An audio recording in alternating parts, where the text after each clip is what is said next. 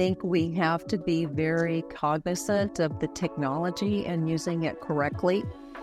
And the other thing is who's going to be around, who has the right technology? Because these big companies, they sometimes keep lagging along with what they've got, and they get tons of candidates come in, but it's the black hole because what do we do with it? Whether you're, a recruiter or a hiring manager or that person looking for a job, get your mindset right, and put the proper tools in place to keep you honest about it.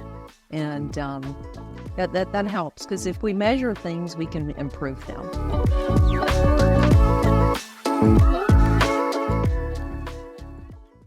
Hello, everyone, and welcome to another episode of The Recruiting Revolution. Our guest today is Mary Ann Markowitz, founder of Mary Ann Markowitz Associates, which specialize in finding and placing top talent in accounting, finance, and HR positions.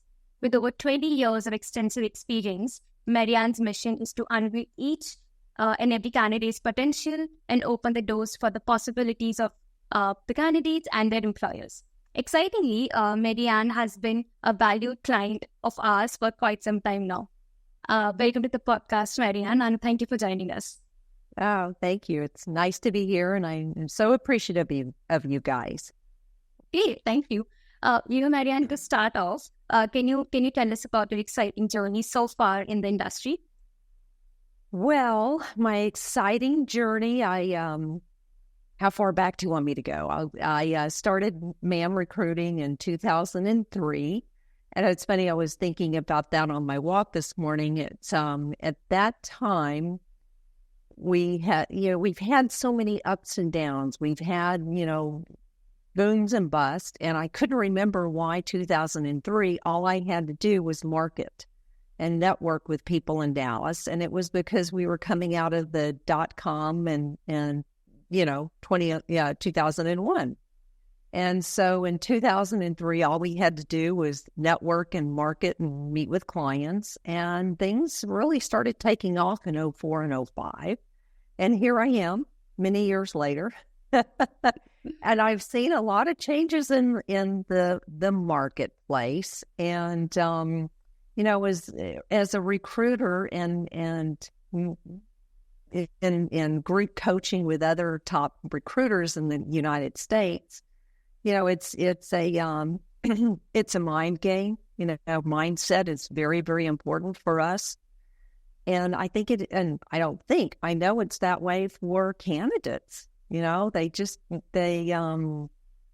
go through a lot to get themselves up to even think about looking for a job, or, you're a recruiter and you call them cold and then it's like you spark something with them. So I've seen a lot of changes, and my strength is my weakness. I like to always embrace the change. And so sometimes I'm going too fast into that direction. Okay, that's great. When we talk about your personal journey and your professional journey, can you tell us more about, your organization, like the mission, how's the journey been? And you're an entrepreneur now, so how's that treating? Because it's been a long time since, you started. Yeah, so as a business owner, it's a two-edged sword, because I love the creativity and like I said, embracing the technology so that I can reach people, but still in a very personalized way. One thing I do is I use video to send little snippets to people. And so for my personal journey, again, as a recruiter, it's ups and downs, but my mission has always been to really tap into what is the client's needs are. What does the candidate want? And I say that this is the thing that can get me sometimes, meaning I'm very thorough when I'm coaching these candidates and asking them, so what do you really, really want to do? Where do you want to be in the next 2 to 5 years? And I have, a really good structured set of questions that pulls that out for these candidates. And sometimes we'll go down a path together, meaning they're really excited with my client. And then they may come back and they'd say, you know what, because of your coaching, I'm not taking your position. I'm going to go do X, Y, and Z. And I've had that conversation more than once. So what's Mary Ann's mission? My mission is always to make sure I'm getting that match perfectly.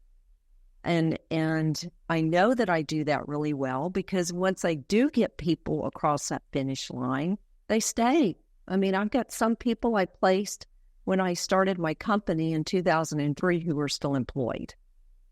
So that's my mission, is to make sure I'm always listening to both the hiring manager and the candidate, and how can I bring the two together and make sure that, hiring managers sometimes will say, this person I interviewed 6 months ago is not the person I have.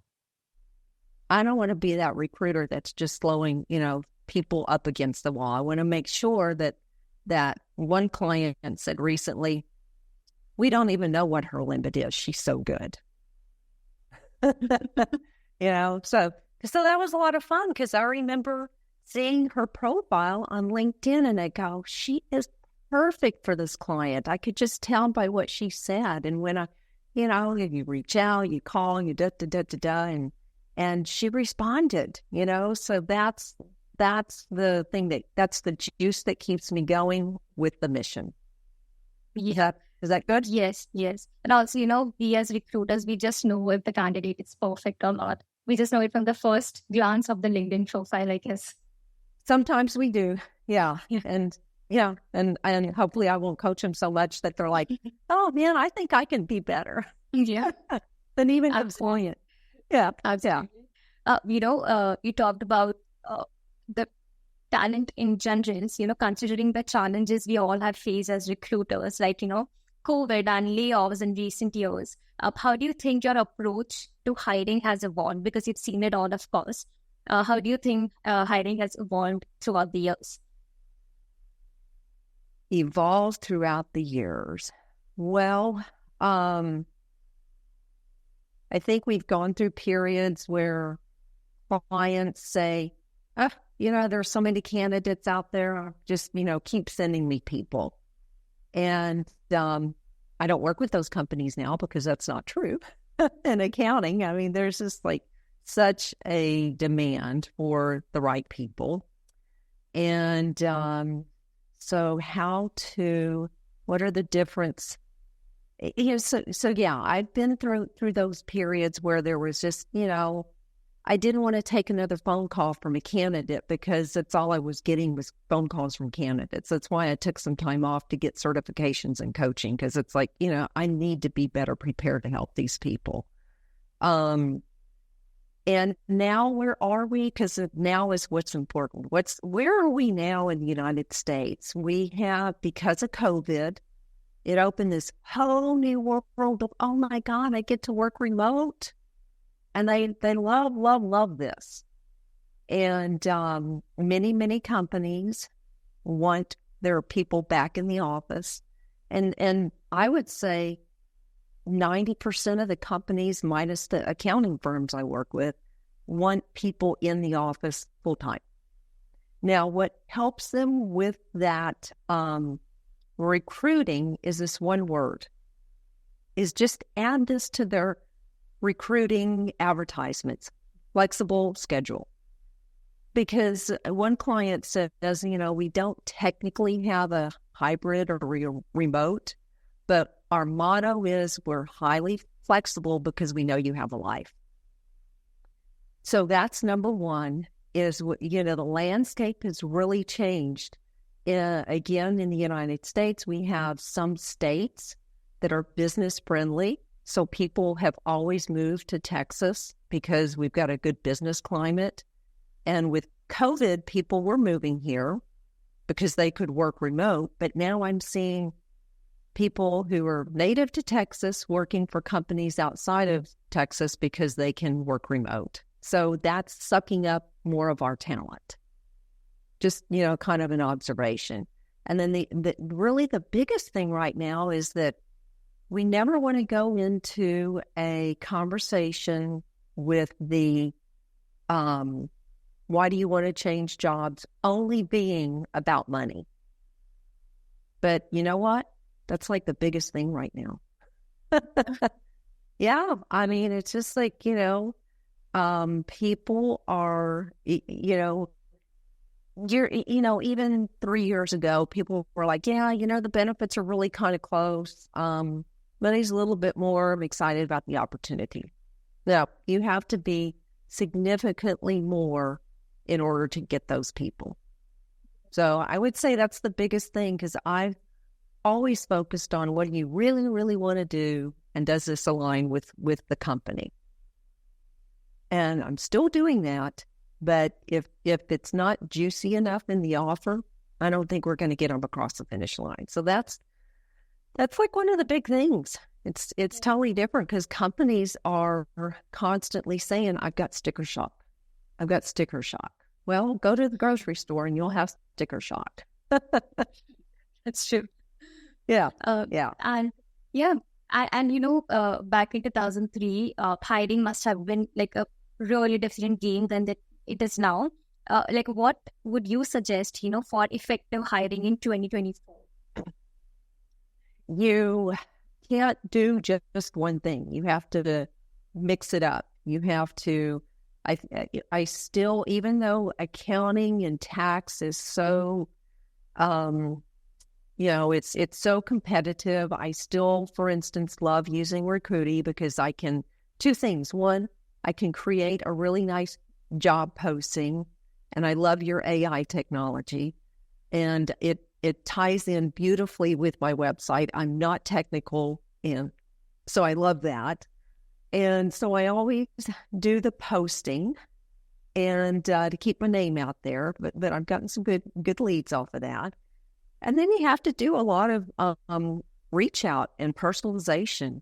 You have to call people, and a lot of recruiters have gotten, what do I want to say, lazy. They just rely on LinkedIn and email, and you really, people are, I call it LinkedIn fatigue. It's just like, oh my God. And now it's inbox fatigue, because with the AI, we're all getting, 5+ emails a day auto-generated to say, hey, and I get it all the time. Oh, you're a CPA firm, because, they go and crawling around. So for marketing and working with candidates, I still like, and everybody, even have a friend, he only concentrates on tax. He still likes to do job postings. So that's part of it. And you guys do a beautiful job of that. And again, I do emails, I do phone calls, LinkedIn, because, we may not always get the proper email address or even phone. So you have to do a little bit of everything. It's not just one magic little box that's sitting out there. Got it.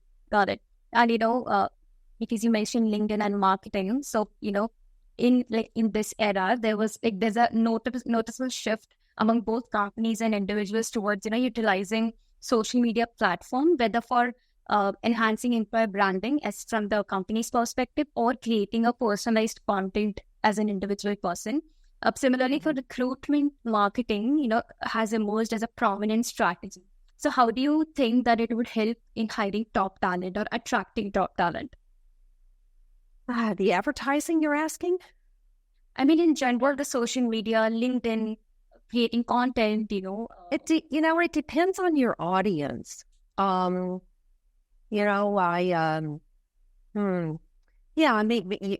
we've got the different generations. You've got the baby boomers still who are working, and then you've got the millennials and the Gen Z and X. Yeah, and so for me personally, because I've done the Instagram, and I just, I haven't had one quality lead in all the years I spent time posting things on Facebook. And it's just not there. So I stay on LinkedIn and within my own, organic, database. But I think that for accounting, like I have conversations even with younger people that I don't think are going to necessarily be looking for me on, Instagram. Maybe they're on TikTok, but I won't do that one. So for accounting, I think it's still pretty much going to be LinkedIn. Some people answer ads through Indeed and even, ZipRecruiter, because you guys pollinate to that. And so for marketing, I can only talk about the professional services that I'm familiar with, like mine. And then trade associations, maybe posting through the various CPA firms. If you're a payroll person, you're going to go to the payroll association. And so that's the way to get more segmented for, whatever you're in. And I know that I worked with another person on some purchasing things one time, and they've got an amazing chapter where you can go and do, post jobs there. So, the social media probably works for some, but again, for the professional services that I'm around, accounting and even, attorneys, it's LinkedIn and our own organic database, applicant tracking systems. Got it. Okay. Yeah. So also, we mentioned Gen Z. So, there's one interesting post of yours which I read where you discussed how the entry of Gen Z employees, has impacted the workplace. So can you tell more about the strategies and techniques for meeting the needs of this generation, like Gen Z generation? They really, so far, they're not that different. They just want a little bit more hand-holding and more, as much honesty as possible. I mean, and I've always been one that, look, this is our salary range. Are you in or out? I mean, let's just, be honest. Let's be transparent, whatever word you want to use. I could get back to you on this because a client of mine just last week recommended a book, and it's called Generations: The Real Differences Between Gen Z, Gen X, and it's interesting because sometimes I'm surprised because they fall into two camps. Let's talk about the Gen Zs, the really young ones that are in the marketplace. They either only want remote, and then some really see the value of going into the office and saying, I'm a tax accountant. I want to be able to go in and ask questions if I have it and build those relationships. And so I think that we sometimes are going to want to put these people in little, compartments. But again, I'm kind of surprised by okay, you think that they're going to want this, but that's not true. I will say the biggest thing I'm hearing from them are they're really, even more so than the other younger generations that were coming in. They really want more hand-holding. They must feel like the company's going to do something to invest in them. Okay. And, again, the bossy coach comes out, and it's like, but what are you doing for them? What are you doing to improve? Because knowledge is an activity. So you must be willing to improve yourself to make yourself more worthy to the client. And, there's plenty of coaches out there to help them with that mindset. But I would say right now, that's the biggest thing. I had one young lady say, well, at my age, I'm not making enough money. I'm like, what? That's a recipe for disappointing yourself, because you need to think about what am I offering? How can I better myself to be more marketable to that employer? And that's just learning, because of COVID and not having that normal office to go into, they've had to, in a good way, have to come up with other ways to get into the marketplace. So I think there's some adjustment there. Got it. So like your tip would be like, just give them like a little bit of benefits, money. That's something that you are giving a tip to the Gen Z generation. Yeah, companies, instead of being, well, maybe we'll pay for your CPA, testing. You really need to just say, yeah, we encourage that. We want you to be doing that. And, a couple of clients recently who were kind of on the fence, fortunately for me, and say, we need to make this part of the offer, that you'll give them, if they've got the work done, they can study for half an hour and an hour before they leave the office. And they're like, yeah, we're good with that. Just so that they feel like that you're both in the game together. Yeah. I think flexibility is something that yeah, again, I mentioned that earlier. Yeah. That flexibility word is going to help them in many ways. Even if, you don't have to put that you're fully hybrid in your posting, but just say flexible work schedule, and that'll bring a lot more people to your inbox. Yeah, I think that's a great hiding tip as well. But recruiters. Yeah, and I think So one of your questions, go on. Yeah. So moving on to a completely new question, being a recruiter, like what are the key challenges that you commonly face in this time? It's the same challenge. It's our mindset. Are we here to serve the client well? And are we, here to help that candidate? And, it's the 80-20 rule, whether you're a recruiter, or I like to use this for candidates who are thinking about, or maybe they're in between jobs, and they shouldn't be unemployed for too long. It's that mindset. What are you doing? It's the Pareto principle. What are you doing? What's the 20% that you're doing that's getting you 80% of your results? Is it keeping in touch with clients on a more regular basis? Is it, so that's the biggest challenge and it always has been, is our time management.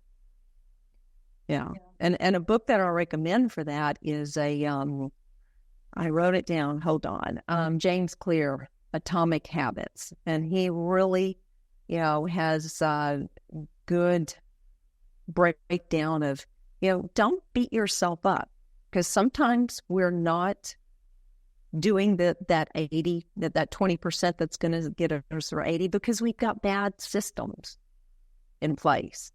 Same thing if you're looking for a job. Do you have the right systems to keep that discipline? So if you talk to any recruiter, and if they're honest, they'll say, oh, yeah, I want to quit today. Because we're not doing what we need to be doing. So, it's always the mindset. But again, the thing that keeps me coming back to my desk, especially right now, is because companies I'm engaged with have a sincere need for people because they're growing. And if you don't have the right infrastructure in accounting, it's going to get you, period. That's true. And I'm fairly picky on who I work with, because I want my candidates to call me back. I got them a good home. Is it really a good home? And same thing on the tax side. We have a handful of choice public accounting firms who work with the high net worth individuals and their companies. And, they have figured out we have got to take care of our people. We've got to create that culture. And that way we can continue to grow. And so that's what gets me back to my desk, is because the candidate side will take care of itself. That is true. You mentioned that, nowadays people are becoming more lazy because of all the tools and, new technologies coming in, and plus the social media. How do you think AI can fit in your category of, people being lazy? Yeah. Well, now that's interesting. On another podcast, what I heard there was that because of the AI last year and it becoming more available for candidates to use to apply for jobs, that I'll call it the inbox, but it just went from, let's say, 50 people to 250. But were they qualified? It's kind of like in the olden days when I started. So that's something that's kind of shifting right now, because again, there are so many good tools out there. And if applicants avail themselves, then they can apply for tons more jobs. But again, for us on the receiving end, is it a good fit? So that's my take on the candidate side. For me, I got to tell you, thank goodness for you guys with your ability for us to go in and create a job posting and job description, because I've got clients who are, they've got their HR departments, but they work directly with me in the accounting, and they're like, oh, we don't have time for a job description, Mary Ann. So, I glean out, again, what are the 3 things we've got to have accomplished in that first 90 days and go from there. And so AI has been, it's like, where has this been all my life? So I use it. Yes. That's true. Yeah. Great. Thank you. As my last question, in the next 5 years, how do you see hiring and recruitment evolving? Well, I think it'll continue to be exciting. And I think we have to be very cognizant of the technology and using it correctly. And the other thing is who's going to be around. I recently changed to a new applicant tracking system, because the others were just, a little here, a little there. And so it's, that's going to be what we're going to see is, who has the right technology? Because these big companies, they sometimes keep lagging along with what they've got, and they get tons of candidates come in, but it's the black hole, because what do we do with it? So, and for candidates, it's always been a challenge, because the artificial intelligence, even in the olden days, didn't get it right. So you have to just be very aware of what you're putting on your LinkedIn profile, what you're putting on your resume. And I tell them, make it sticky so that recruiters will come to you.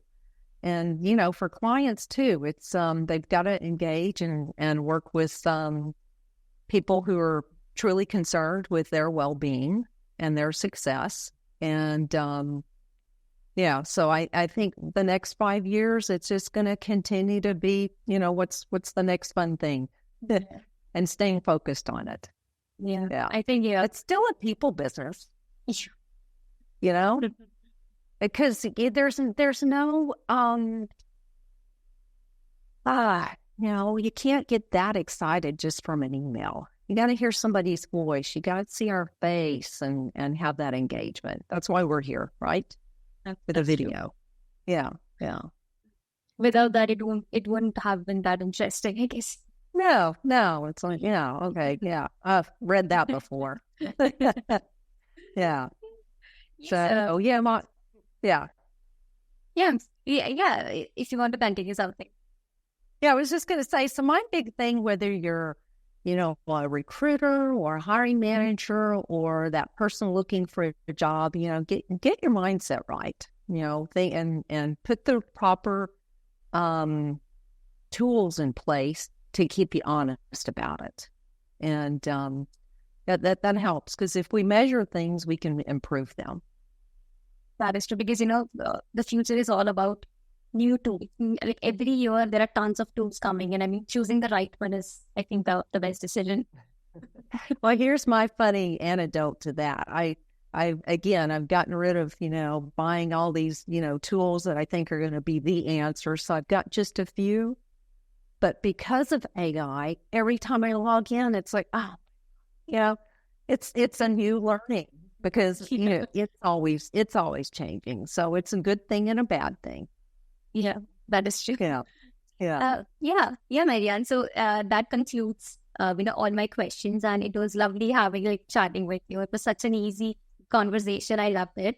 And I hope it's helpful to some people. And you guys do a great job. Thank you. Absolutely. Thank you so much, Mary Ann. All right. Have a good one. You too. Bye-bye. Bye.